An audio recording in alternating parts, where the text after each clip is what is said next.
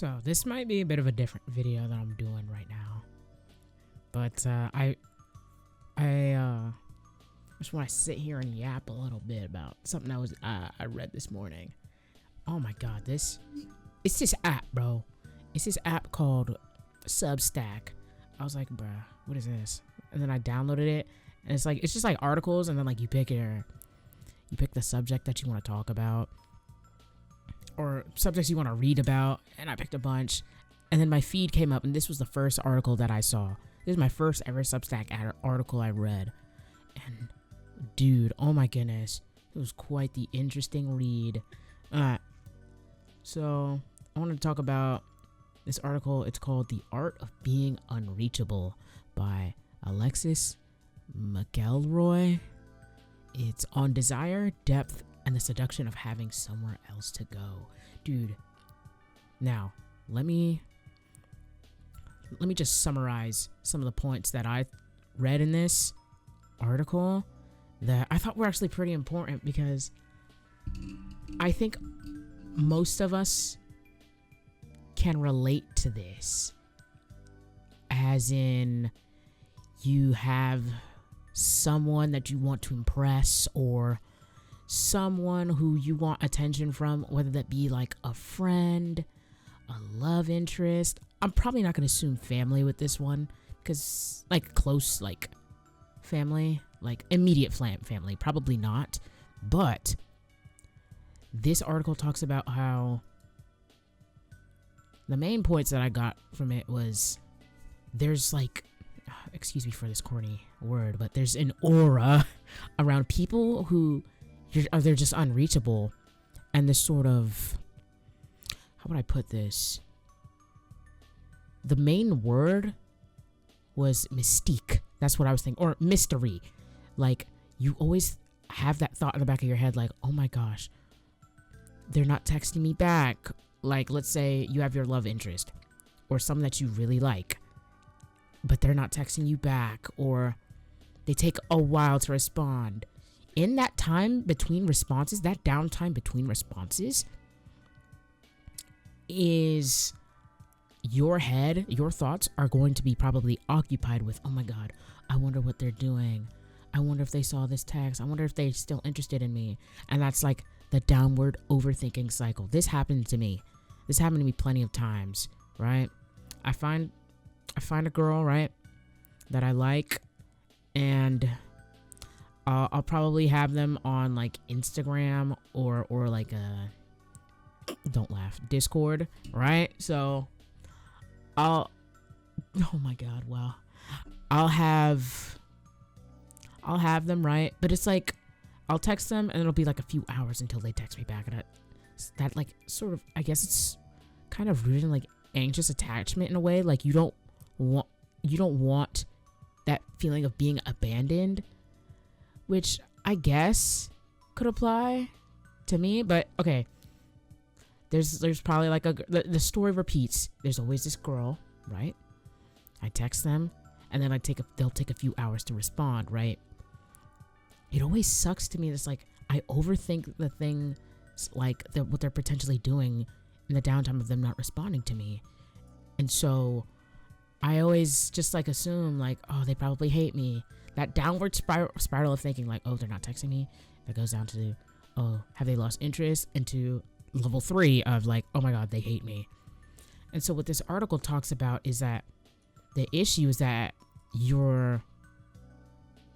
if you have that sort of like lack of confidence of what they're doing, like you chase someone's attention, and on the flip side, you also,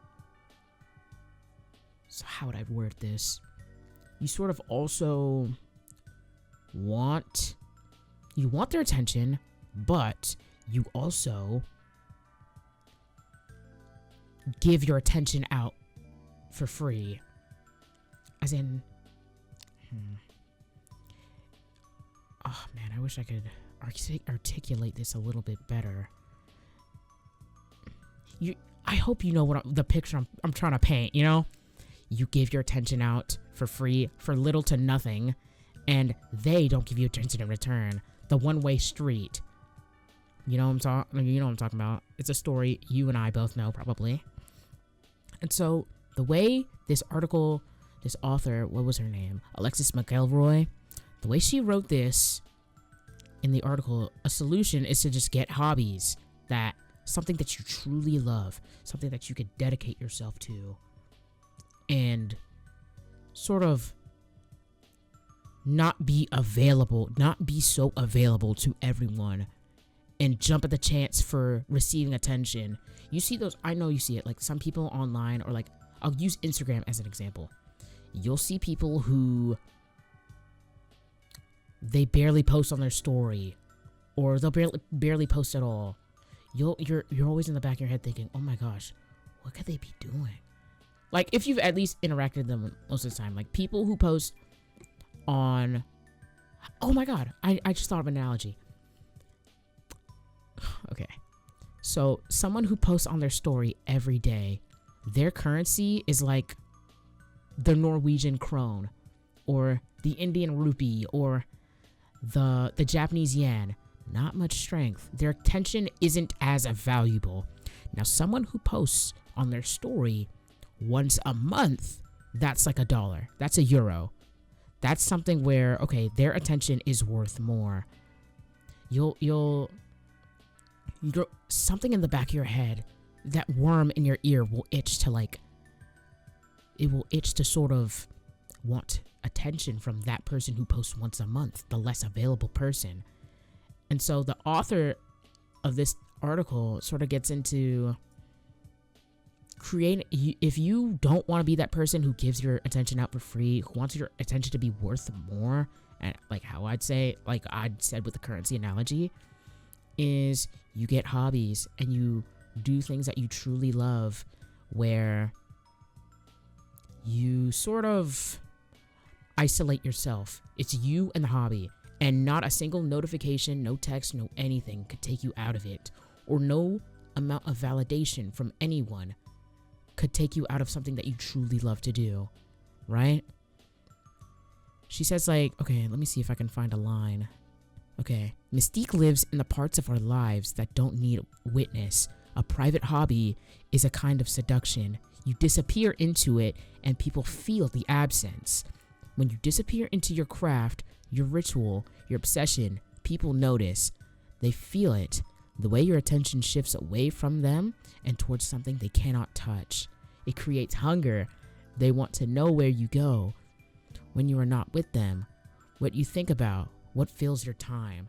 This perfectly represents what I was saying about, like, your attention currency being more valuable. Not attention as in like doom scrolling or like short attention span. I could maybe make a video on that later, like another day, but I'm saying attention as in like a smaller span, a smaller scope of attention, like more one-on-one interpersonal relationships. And I could give an example on this. So my attention back, I'm pretty bad with this, probably still today, but like, let's say someone catches my fancy, catches my eye, you know, and how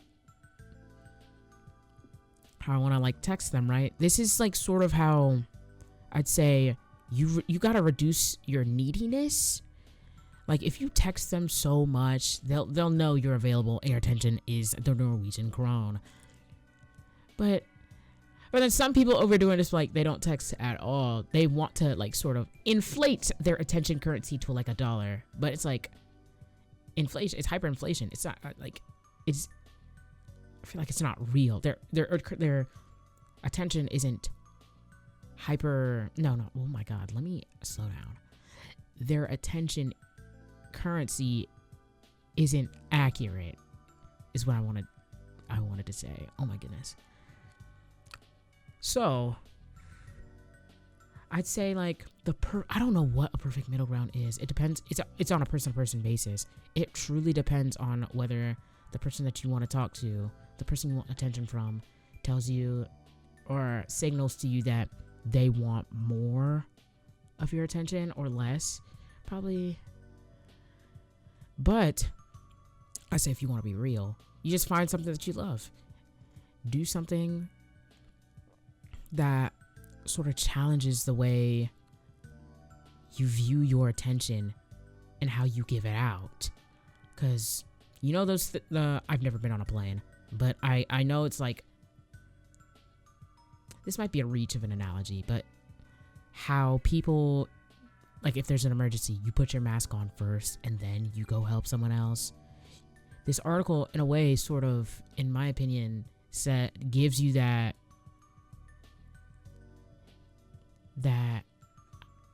sort of baseline to help yourself be more mysterious, have more mystique, and have that sort of it factor, je ne sais quoi, to draw people in.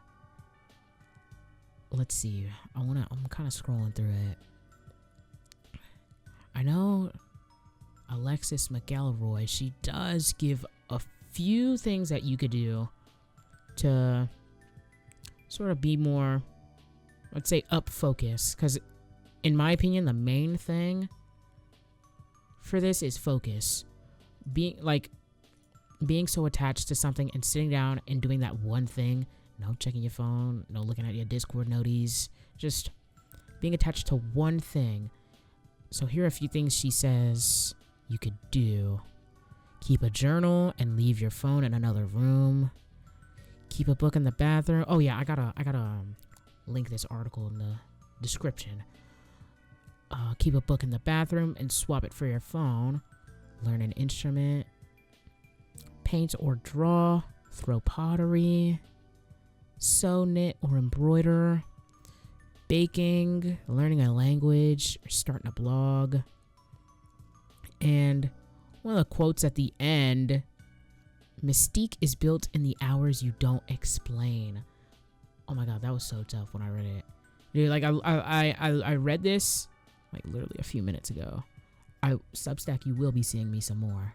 Oh my goodness. This is actually, oh my gosh, wow. They was just hiding this. When you're, okay, let me get like a little paragraph from the article. It says, when your life genuinely interests you, everything shifts. Oh wait, oops. You stop performing. You stop seeking constant reassurance. This is what I was saying, like, you don't sort of need attention from others when your focus is on something that you truly love. You become someone who exists fully, richly, independently, and that independence is the most seductive thing in the world. People sense it. They feel the pull of someone who does not need them, who has depth they cannot immediately access, who has somewhere else to be. Seduction is not about being seen, it's about being felt after you leave. Now, I wanted to, I think, sort of give a little story, something that happened to me. Sort of me being the needy and being the needed. Ooh, wait. Okay. So me being the needy, bro, plenty of women. Oh my gosh. Where I would text them a bunch and I would pass it off as, oh, it's just me being me, bro. This doesn't really matter. Like, all this advice about, oh, don't text so much. My attention currency was the Norwegian krone. But do I regret that a little bit? Not really, because the mistakes I made back then are me now. They made me now. But sort of like, I'd say, me being curious as to what these love interests were doing. It's just, that's all that consumed my thoughts. Sometimes I would, oh no, I can't lie. I would not falter with school. But like at work, I'll probably be thinking about someone. School, I won't falter. That's why, I'm glad I graduated. Oh my god. I finished college. But, I wanted to say, there's this one girl, oh my god, I was head over heels. But, she was just not giving me the time of day that much. Like, I remember I tried to call her, and she did not ring, and I was like, okay, damn. It didn't feel good, but it was, it was sort of a humbling experience. A little bit like in the back of my mind, I knew there were some tidbits from this article. Oh my God. There's some tidbits from this article that I, in the back of my mind, had thoughts about. Like, okay, maybe my attention is a currency, whether that be for mass media like TikTok or Instagram or the internet as a whole, or more interpersonal, like I said before, with like your one-on-ones, like love interests or friends you really want to impress, or the people you really want to impress. But me being the knee did, I feel like this one's a bit more recent, so I can like recall some of the events a bit more clearly. But there's this person, and this was when Marvel Rivals came out. I love that game, but this person, they wanted to play it all the time. And me, Fighters is my favorite game of all time. It's the best game of all time. And me, I kind of just wanted to I didn't want to play too much Marvel Rivals. I said to myself, okay, maybe once a week I'll play with this person. Or maybe once or twice a week I'll play with this person. And this is the first time I felt like I was sort of being the needed or the desired after, the sought after, when I put like space in between us by doing the things that I really love, which is like, oh my God, streaming is so fun. Bro, editing a YouTube video is peak for me. That's fun for me. Making a thumbnail, dude, oh my God. Those are the things I love to do. They're so fun. And so when I fill my time with that and I'm not thinking about anything else, it's literally peace. But let's say I get a text from them, a bit of me, I don't know if this is a bit cynical or a bit bad, but a bit of me, I know they're my friend. I get like a little bit angered. I'm like, dude, I'm in the zone right now. Like the flow state, like, you know, Ultra Instinct Goku. Oh my gosh, in episode 109 of Dragon Ball Super, when he does that little dash kick up at Jiren, and then the music plays, and then, no.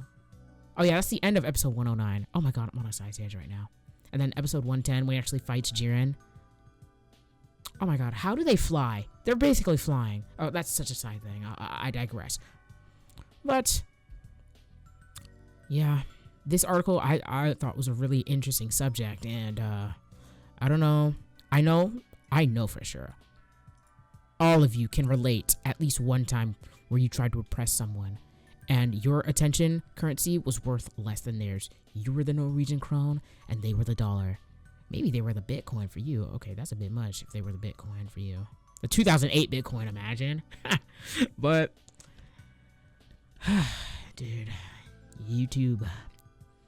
This is a bit of a fun video to record. I've never really sat down and recorded like a video of me just speaking. This was actually really fun to do. How long is this video? Wow.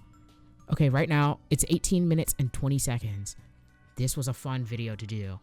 I'm not even like actively playing. I probably have like B-roll of like fighters in the back. And I probably hit a sick ass clip with Trunks. I did. So I think I'm gonna end it right here. This was actually a really fun video to make. The purpose of this video being different from the rest of my other like videos on the channel, I want to get better at just speaking more, sort of being able to talk for a long period of time and get my thoughts across. I was able to talk for a while in this video, but I feel you notice in the video how in this video there's points where I was pausing, stuttering, probably saying like, or my filler word is the N word most of the time,